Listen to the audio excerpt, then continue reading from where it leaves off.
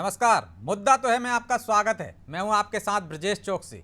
आज मुद्दा है पॉपुलेशन, लेकिन हम बात करेंगे इस पर शुरू हुई पॉलिटिक्स की। जी हां, संघ प्रमुख मोहन भागवत ने बढ़ती आबादी और इसके असंतुलन के दुष्परिणाम बताते हुए जनसंख्या नियंत्रण कानून की पैरवी क्या की, सियासी पारा चढ़ गया। बीजेपी ने इस पर विचार करने की बात की तो कांग्रेस ने बीजेपी और संघ पर भ्रम फैलाने का आरोप जड़ दिया। तो असदुद्दीन ओवैसी तंज कस रहे हैं, कह रहे हैं जनसंख्या नियंत्रण की कोई ज़रूरत नहीं है क्योंकि हमने पहले ही रिप्लेसमेंट रेट हासिल कर लिया है। लेकिन सवाल यह है कि जब पॉपुलेशन कंट्रोल की बात आती है तो इसे धर्म के चश्मे से क्यों देखा जाता है और क्यों जनसंख्या नियंत्रण की नीति पर चर्चा से ही राजनीति गर्मा जाती है। तो आबादी पर आर पार पर जानेंगे इन सवालों के जवाब, लेकिन पहले देखिए हमारी ये खास रिपोर्ट।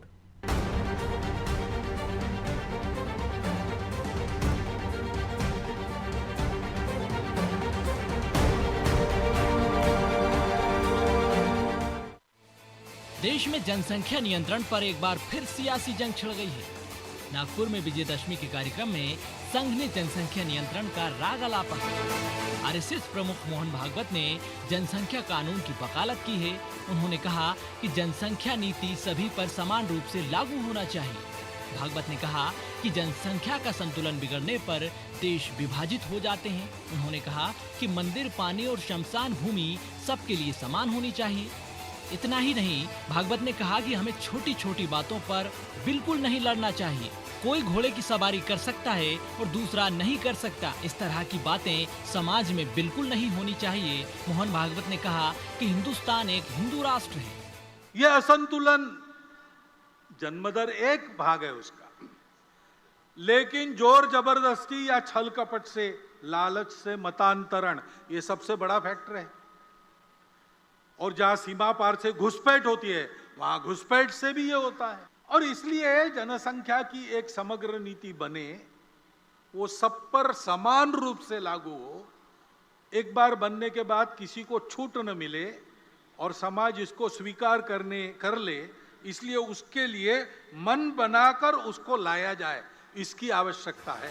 उधर पॉपुलेशन पर पॉलिटिक्स भी शुरू हो गई है। कांग्रेस ने कहा कि संघ और बीजेपी जनसंख्या नियंत्रण पर गंभीर नहीं है, सिर्फ राजनीतिक सुविधा के लिए किसी धर्म को खतरे में बताते हैं। उधर बीजेपी जनसंख्या नियंत्रण को संवेदनशील मुद्दा बताते हुए विचार करने की बात कह रही है। श्रद्धेय का जो बयान है वो देश की दृष्टि से काफी महत्वपूर्ण है। आबादी का असंतुलन नहीं होना चाहिए। उन्होंने उदाहरण भी दिए हैं। अब समय भी आ गया है कि इस विषय पर गंभीरता पूर्वक विचार करके उचित उपाय और अमली जामा पहनाना चाहिए। राष्ट्रीय स्वयंसेवक संघ के बड़े बड़े पदाधिकारी जनसंख्या नियंत्रण जैसे विषय पर गंभीर न होकर राजनीतिक टिप्पणियां करते हैं। कभी राजनीतिक सुविधा के लिए जनसंख्या नियंत्रण की बात करने लगते हैं, कभी मस्जिदों में जाने लगते हैं। भारतीय जनता पार्टी और आरएसएस के नेता जनसंख्या नियंत्रण जैसे गंभीर विषय पर संवेदनशील नहीं है। यह राजनीति का विषय नहीं है। इस विषय पर संवेदनशील होना चाहिए ताकि समाज में कोई भ्रम न फैले। दरअसल जनसंख्या वृद्धि भारत ही नहीं बल्कि दुनिया के लिए चिंता का विषय बनी हुई है।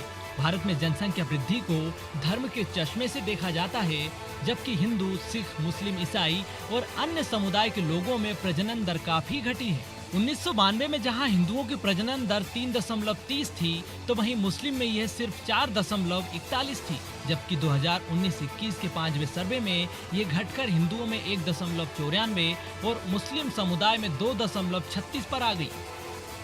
हालांकि जनसंख्या का संबंध धर्म से नहीं बल्कि जीवन स्तर से होना चाहिए। भारत दुनिया का दूसरा बड़ा ऐसा देश है जहां 138 करोड़ से ज्यादा की आबादी गुजर बसर करती है। मोहन भागवत की चिंता यूं ही नहीं है। भारत जनसंख्या के मामले में 2023 तक 140 करोड़ की आबादी वाले चीन को भी पछाड़ देगा। भारत में बढ़ती आबादी का बोझ ग्राउंड वाटर कैपेसिटी के साथ ही संसाधनों पर भी देखने को मिलेगा। संयुक्त राष्ट्र के मुताबिक 2054 में दुनिया की आबादी 8.9 अरब के करीब होगी। अगर जल्द ही जनसंख्या पर नियंत्रण नहीं पाया गया तो दुनिया में 4 में से 1 बच्चा गंभीर जल संकट का सामना करेगा। भारत में ये स्थिति और भी खतरनाक हो सकती है। ब्यूरो रिपोर्ट, अनादि टीवी, भोपाल।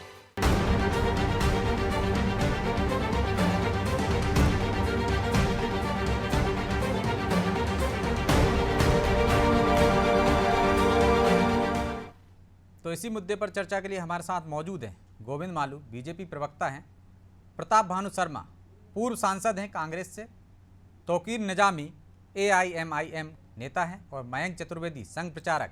चारों मेहमानों का बहुत बहुत स्वागत है। निजामी साहब, शुरुआत आज आपसे करेंगे। जनसंख्या नियंत्रण की बात हुई, नीति लाने की बात की संघ प्रमुख ने, तो सबसे पहले प्रतिक्रिया आई ओवैसी साहब की। कह रहे हैं इसकी जरूरत नहीं है, हम तो रिप्लेसमेंट रेट हासिल कर चुकी है, प्रजनन दर मुसलमानों में कम हुई, तो इसको धर्म के चश्मे से क्यों देखना। उन्होंने तो इस मुसलमानों का जिक्र भी नहीं किया। उन्होंने तो कहा कि जनसंख्या पर नियंत्रण होना चाहिए, एक नीति बननी चाहिए और सब पर समान रूप से लागू होनी चाहिए। इसमें राजनीति क्यों दिख रही है? अनादि टीवी के दर्शकों को मेरा बहुत आदाब। मैं आपके चैनल के माध्यम से ये कहना चाहता हूं कि वाकई में जनसंख्या नियंत्रण वाली बात पर इतना ज्यादा तूल देने की जरूरत नहीं है। 80 और 20 का रेशो है। अगर मुस्लिम और हिंदू समाज के चश्मे से आप लोग इसको देखते हैं, हम नहीं देख रहे हैं ना, मोहन भागवत ने इसका जिक्र किया। मोहन भागवत जी देखते हैं या संघ या बीजेपी या कोई भी देखती है, कांग्रेस देखती है।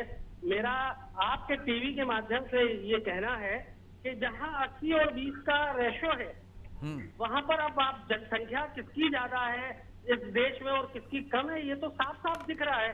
इस पर डिबेट करना या बात करना या संघ संचालक अगर इसके ऊपर बात कर रहे हैं तो भाई देश में भ्रष्टाचार कैसे कम होगा, महंगाई पे नियंत्रण कैसे लगेगा, जो बलात्कार हो रहे हैं और जो देश में नफरतें फैलाई जा रही हैं, दूसरे धर्म के विशेष जो लोग अनर्गल टिप्पणियां कर रहे हैं, उन सब चीजों पे मोहन भागवत जी को बोलना चाहिए। उनको एक बड़ा संदेश वहां से देना चाहिए कि बेरोजगारी, भ्रष्टाचार, नौकरियां और ये सब तो चीजों निजामी पर साहब, भी उन्हें बात करना चाहिए। जनसंख्या जो बढ़ रही है लगातार, यदि 10 साल का रिकॉर्ड देखें तो मध्य प्रदेश में ही 1.5 करोड़ बढ़ गए हैं। तो जो अनियंत्रित हो रही है, बड़ी तेजी से बढ़ रही है, ये कोई समस्या नहीं है क्या, या इस पे बात नहीं होनी चाहिए क्या? मैंने कब कहा कि इस पे बात नहीं होनी चाहिए? जरूर होनी चाहिए, जरूर करना चाहिए। जो भी प्लानिंग है, जो भी सिस्टम है, हमारा स्टैंड क्लियर है, वो सब चीजें करनी चाहिए। लेकिन ये मैं आपसे कह रहा हूँ, लेकिन आप उसको हिंदू मुसलमान के नजरिए से क्यों देख रहे हैं निजामी साहब? जी, वो तो सब पर समान रूप से लागू करने की बात कर रहे हैं ना। नीति बनेगी तो सबके लिए बनेगी। मैंने आपसे कब कहा? हमारा जो स्टैंड है, हमने ये कहा कि ये सब चीजें होनी चाहिए, लेकिन ये जो ज्वलंत मुद्दे, ये जो होनी चाहिए वो बाद में होनी चाहिए। परेशान, महिलाएं परेशान, बच्चियों के साथ रेप हो रहे हैं, भ्रष्टाचार फैला हुआ है, चरम सीमा पर महंगाई की रही है, पेट्रोल डीजल, रसोई के गैस के दाम। भाई मेरा सीधा तो जनसंख्या नियंत्रण होगी तो बाकी चीजों पर भी तो असर पड़ेगा। तो बात करनी चाहिए, बिल्कुल होती है उस पर बात, लेकिन अभी तो हम जनसंख्या पे बात कर रहे हैं ना। हमने बेरोजगारी पे भी चर्चा की है, बाकी चीजों पे भी की है। तो ये कोई समस्या नहीं है क्या आपकी नजर में? यदि समस्या है तो फिर इसको धर्म के चश्मे से क्यों देखना? भाई मैंने अभी कहा ना, मैंने उसका कहा आप ही ने कहा 80-20 का रेशो है। भाई मैं तो बता तो रहा हूँ कि 80-20 का रेशो है, कहाँ बढ़ रही है, कहाँ घट रही है, ये आप देखिए ना, उसको कोई दिक्कत की बात नहीं है, लेकिन इस पे भी तो चर्चा होनी चाहिए ना। ठीक है, ठीक है। संघ प्रचारक हमारे साथ जुड़े हुए हैं, मयंक जी संघ के नेता हैं, विचारक हैं संघ के। मयंक जी, वो कह रहे हैं कि बाकी चीजों पर क्यों बात नहीं करते मोहन जी, इसी चीज पर क्यों बात करते? क्योंकि मैं आपकी बात समझ गया, आप क्या बता रहे हैं। वस्तुतः निजामी साहब जो कह रहे हैं उसके संदर्भ में मुझे इतना ही कहना है कि जनसंख्या वृद्धि अगर रुकती है या भारत के संदर्भ में कम होती है तो आपके भ्रष्टाचार है, बेरोजगारी है, तमाम प्रकार की जो समस्या है वो अपने आप कम होने वाली है। दूसरा सोचने वाली बात यह है कि चाइना से की कुल जो आबादी है, जनसंख्या है, आने वाले 2 साल बाद ऐसा पूरी दुनिया कह रही है कि भारत की जनसंख्या उससे भी ज्यादा होगी। सोचने वाली बात है। प्रश्न ये है कि भारत का कुल क्षेत्रफल क्या चाइना से अधिक है? चाइना से अधिक नहीं है भारत का क्षेत्रफल, ये हमें ध्यान रखने की जरूरत है। भारत के जो संसाधन है, जो प्राकृतिक संसाधन है, जब क्षेत्रफल कम है, निश्चित तौर पर तमाम चीजें उनमें हम कमजोर पड़ते हैं। उसके बाद जब जनसंख्या वृद्धि होती है तो हमें अपने मानव संसाधन के लिए इकोनॉमी स्तर पर सोचना पड़ता है, अन्य व्यवस्थाएं उसको देनी होती है। और है ना, वो मयंक करते जी, करते आपकी किस बात तरीके की परिस्थिति राज्य के सामने, केंद्र के सामने, सरकारों के सामने पैदा होती है, वो आज हमारे सामने है। चुनौतियां तमाम खड़ी होती है जनसंख्या बड़ी होने से। आप लेकिन देखिए मयंक जी, अमेरिका या इतना बड़ा जनसंख्या राज्य बढ़ने का है, ही एक आधार नहीं, उन्होंने कहा असंतुलन होगा। अमेरिका, मैं तो ये आप कह रहा देखिए हूं, कोसोवो जैसे हालात बन जाएंगे, तो कैसे हालात दिख रहे हैं आपको? असंतुलन की बात कर रहे हैं वो, जनसंख्या वृद्धि एक अलग बात हो गई। देखिए मैं आपको बताऊं, ये जो ओबीसी की जो कंपनी है, ओबीसी जो जिस संस्था के ये प्रतिनिधि हैं, वो जो बात कर रहे हैं, वस्तुतः उनको समझना पड़ेगा, ये हिंदू और मुसलमान या ईसाई या अन्य किसी धर्म मत संप्रदाय के चश्मे से देखने वाली बात नहीं है। ये भारत के भविष्य में, भारत के वर्तमान से जुड़ी हुई बात है। जनसंख्या को आप इस्लाम या हिंदू इस चश्मे से कृपया करके मत देखिए। ओबीसी साहब जो कह रहे हैं वो तो अपनी राजनीति कर रहे हैं, उनको इसमें राजनीति दिख रही है, उनको लग रहा है कि क्या कहते हैं, लेकिन मुसलमानों भागवत जी की भी तो कह रहे हैं असंतुलन हो जाएगा तो उन देशों जैसे हालात हो जाएंगे। तो असंतुलन की बात करेंगे तब तो ये आएगा ही ना, हिंदू मुस्लिम की बात हो रही है। नहीं तो हिंदू मुस्लिम ये क्यों कर रहे हैं? मोहन जी भागवत जी ने, हमारे सर संचालक जी ने तो नहीं करी, किसी मुसलमान की जनसंख्या की बात नहीं करी, किसी हिंदू, उन्होंने तो देश की जनसंख्या संतुलन की बात की है। ये इसमें से ये अर्थ अपने लिए क्यों निकाल रहे हैं? बड़ा प्रश्न ये है, इनसे पूछा जाना चाहिए कि आप जो ये कर रहे हैं क्या ये देश के हित में है? और अगर ये देश के हित में नहीं है तो आप मोहन जी जो भागवत जी कह रहे हैं उस बात को स्वीकार करें। आदरणीय भागवत जी की जो वाणी है या उनकी जो बातें हैं उनमें हाँ में हाँ मिलाइए और कहिए कि हम समर्थन करते हैं, हम अपने समाज में संदेश भेजेंगे कि भाई जनसंख्या का जो असंतुलन कहीं भी है, यदि हमारे समाज के लोगों में, वर्ग में है, अन्य कहीं भी है, तो उसको संतुलित होना चाहिए। ठीक है, निजामी साहब भी कह रहे हैं कि हिंदू मुस्लिम की बात, शर्मा जी, लेकिन कांग्रेस प्रवक्ता को भी हमने सुना, वो भी कह रहे हैं अपनी सुविधा के अनुसार बोलते हैं, लेकिन संघ प्रमुख ने तो असंतुलन की बात की है, हिंदू मुस्लिम की बात तो की नहीं, जो मयंक जी भी कह रहे हैं। फिर इसमें राजनीति क्यों दिखती है? क्योंकि संघ का नेता बोले या बीजेपी का नेता बोले तो उसको धर्म के चश्मे से देखा जाना चाहिए। लेकिन यदि दिग्विजय सिंह 2000 में जनसंख्या नियंत्रण कानून लाते हैं, बनाते हैं नीति, तो उस पर इस तरह की विचार नहीं होता, इस तरह की चर्चा नहीं होती। क्यों धर्म के चश्मे से और हिंदू मुस्लिम के नजरिए से देखी जाती है इसको? देखिए सब जो सरकार होती है, सेंट्रल गवर्नमेंट का विषय है ये, जनसंख्या नियंत्रण करना एक हमारे भारतवर्ष की राष्ट्र की आवश्यकता है। उसे किसी धर्म या जाति बिरादरी के नजरिए से नहीं देखना चाहिए। आजादी के समय यदि हम 35-36 करोड़ थे तो आज बढ़कर 140 करोड़ की तरफ जा रहे हैं। जी बिल्कुल। क्या हमारे संसाधन इतने हैं क्या हमारे भारतवर्ष में? क्या इतने लोगों को रोजगार दे सकते हैं क्या? क्या हमारी जो जीडीपी है, ग्रॉस डोमेस्टिक प्रोडक्ट, जो हमारा ग्रोथ रेट है, वो इसको सहन करने में सक्षम है क्या? पूरा बोझ हमारी आर्थिक व्यवस्था पे आता है। तो मैं तो ये कहना चाहूंगा कि आज इनको याद आ रहा है मोहन भागवत जी को जनसंख्या नियंत्रण का, असंतुलन का। कांग्रेस तो 71-72 में हमारे दो का नारा दे चुकी। उस समय तो ये उसका विरोध करते थे, आरएसएस वाले विरोध करते थे, उनके जो भी सर संचालक थे वो भी इस नीति के खिलाफ थे। परंतु कांग्रेस ने हमेशा ये कहा कि हमेशा यूनिफॉर्म तरीके से हमें जनसंख्या नियंत्रण या फैमिली प्लानिंग चलता उस समय। अब फैमिली कंट्रोल वाली बात आ रही है, जो इसमें मोहन भागवत जी के उसमें निकल के आता है। असंतुलन की बात करते हैं वो। 1000 साल में तो कभी असंतुलन हुआ नहीं, ये वृद्धि हुई है। हर समाज, हर वर्ग और हर बिरादरी में अपने जन्म दर बढ़ी है। इसको नियंत्रित करने की आवश्यकता है आज सबसे ज्यादा। उन्होंने कहा है उद्यमिता बढ़ाने की जरूरत है। मैं कहूंगा अल्पसंख्यक वर्ग के लोग, चाहे शर्मा जी इनकमिंग आ गया, चाहे वो माइनॉरिटी के हो चाहे जैन समाज के हो, ये नौकरी की तरफ नहीं भागते। ये पैदाइशी उद्यमी मिजाज के या उनके स्वभाव के लोग हैं जो स्वयं के रोजगार स्थापित करते हैं और भारत को एक मजबूत अर्थव्यवस्था देते हैं। तो इस तरह से उसको जाति विशेष के आधार पर या वैसे करने की बजाय एक राष्ट्रीय नीति बनना चाहिए। सामाजिक सभी समाज, सभी वर्ग के लोगों को विश्वास में लेकर। किसको सलाह दे रहे थे मोहन भागवत शर्मा जी, देश के अंतर तो पड़ता है ना, प्रधानमंत्री को फर्क क्यों तो नहीं पड़ता कहते? है। झारखंड से आप खबर तो आती विश्वास है, में क्यों नहीं लेते? झारखंड जी। से खबर आती अलग, विदिशा से खबर आती है अलग, कि विदिशा में एक प्रिंसिपल ने मजार बनवा दिए, झारखंड से खबर अलग आती है। तो इस तरह की खबरें क्यों आती हैं वे? क्योंकि छुट्टी हो जाती है नमाज के लिए। तो ये अंतर तो आता है ना, असंतुलन तो इसी कारण होता है ना। नहीं नहीं नहीं, ये हमारे देश की लोकतांत्रिक व्यवस्था का लचीलापन है, जो इस तरह से कड़ाई से इसको कंट्रोल नहीं किया जाता, बल्कि जो यदि अपने धर्म का पालन करता है और अपने स्वभाव और मिजाज के हिसाब से यदि वो उसका अनुसरण करता है या कोई पूज्य स्थान बनाता है तो उसमें कोई रोक नहीं लगती। लेकिन जब यदि सवाल वो उठता है ना निर्विवाद शर्मा जी, स्थान है तो कि एक विवाद वर्ग उठाने वाले एक विवाद वर्ग विशेष उठाने की वाले तो आबादी कुछ धर्म विशेष के लोग ही उन धर्म के क्षेत्रों में क्यों ठेकेदार हो बढ़ती है? जाते हैं। कट्टरपंथी लोग विवाद उठाते हैं, चाहे वो कट्टरपंथी हिंदू समाज में हो, चाहे कट्टरपंथी मुस्लिम समाज में हो, चाहे कट्टरपंथी किसी भी समाज में हो, विवाद वही पैदा करते हैं।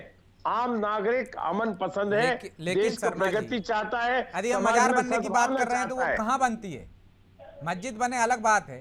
भोपाल के एक स्कूल में, केंद्रीय विद्यालय में मस्जिद बनने की बात आ रही है, ठीक है, लेकिन मजार बन रही है।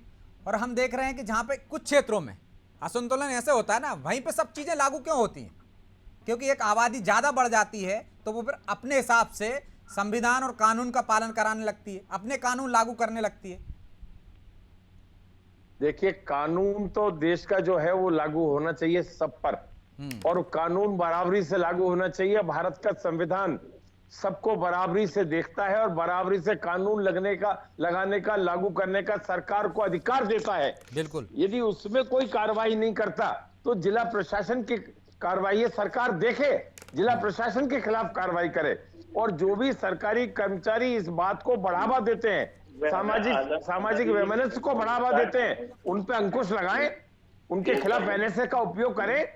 जो एनएसए में नहीं उनके ऊपर एनएसए लगा दोगे, और जिन पे एनएसए लगना चाहिए उनको उनकी तरफ देखोगे भी नहीं। ये भेदभाव वाली नीति नहीं चलेगी।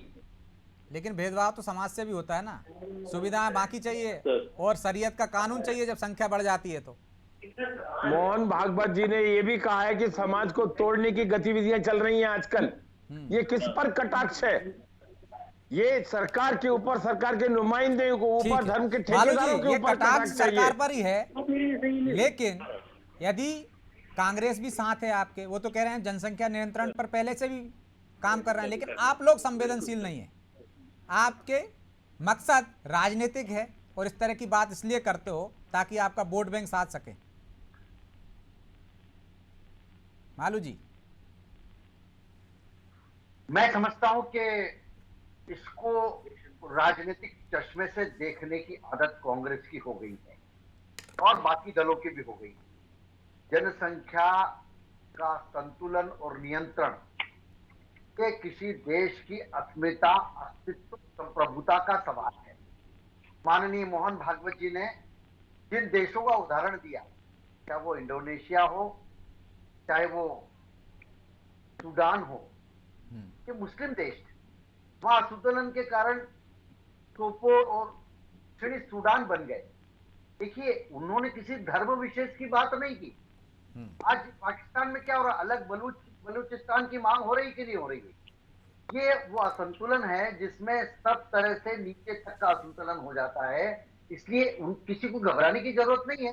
देश की अगर कोई योजना है, भारतीय जनता पार्टी की सरकार रही, तो शर्मा जी कह रहे हैं ना, जब 1000 साल में असंतुलन नहीं हुआ तो अब कैसे हो जाएगा? जो गुलामी इनके पूर्वजों ने झेली है, जो धर्मांतरण हो गया है, उनके बारे में बात नहीं करते। म्यांमार में क्या हो रहा है, चीन में क्या हो रहा है? चीन में जब एक संतान के लिए उन्होंने जब कानून लागू किया, तब उइगर मुसलमान भी वहां थे। तब क्यों नहीं बोला पूरे देश में, पूरे विश्व में ये बात क्यों नहीं उठी? क्योंकि भारत से बोलने की आजादी, लेकिन इसको केवल धार्मिक चश्मे से देखने की आदत जिनकी हो गई है, वो इसको मुद्दा बना रहा है। देश के संसाधन देखिए, अभी मैं किसी ने बताया, और ये सही बात है कि चीन की आबादी से ज्यादा भारत की आबादी हो जाएगी। भारत के संसाधन तो मयंक जी बता चुके हैं मालू जी। लेकिन शर्मा जी कह रहे हैं ना, वो जनसंख्या नियंत्रण को लेकर कांग्रेस तो पहले भी गंभीर थी। हम दो हमारे दो का नारा दे चुकी है। अब भी लागू गंभीर है। करो ना, आप लागू करिए, मोदी जी को सलाह दीजिए, भागवत जी मोदी जी को सलाह दे दें, इतने साल मदरसों हम में सहमत हैं। क्या किया, उनको जाहिर रखा, उनको तो शर्मा जी वैसा ही कर देना चाहिए बीजेपी को, क्या जैसे आपातकाल में संजय गांधी ने किया था, जबरिया नसबंदी। ये नहीं कहा मैंने ब्रजेश जी, ये कहा है सभी समाज, सभी वर्ग और सभी राजनीतिक दलों को विश्वास में लेकर इसे एक सामाजिक मुहिम चलाना चाहिए। योजना हो, चाहे वो किसान मालू जी। सम्मान निधि हो, चाहे वो अनाज देने की बात हो, मालू सभी जी, वर्ग विशेष। तो आपकी सरकार है ना, लागू कर दीजिए, कांग्रेस तो साथ है आपके, सबको विश्वास में हम साथ लीजिए, हैं, लागू सर्वदलीय करिए। बैठक और बुलाइए और लागू कर दीजिए। वर्ग की ये पैरवी करते हैं, वोट बैंक की बात करते हैं मालू जी। उस वर्ग की। आप ही करते हो मालू जी वोट बैंक की बात, हम नहीं करते वोट बैंक की बात। अल्पसंख्यक मंत्रालय ने पहली बार हुनर और ये कई सारे उनके कारीगरों को सिखाने की योजना हमारी सरकार ने बनाई। उनको स्वावलंबी बनाना चाहते हैं, ये उनको धर्मांध बनाना चाहते हैं। देखिए देश तो मालू जी में लागू कर दीजिए ना। अलगाववाद नहीं चलेगा। और कौन जिस ने बात रोका है, लागू कर दो। किया है मोहन भागवत जी किसको सलाह दे रहे हैं? पीएफआई को लेके किया है। पीएफआई के लिए क्यों नहीं बोलते हैं कोई मुस्लिम नेता कि नहीं ये गलत है?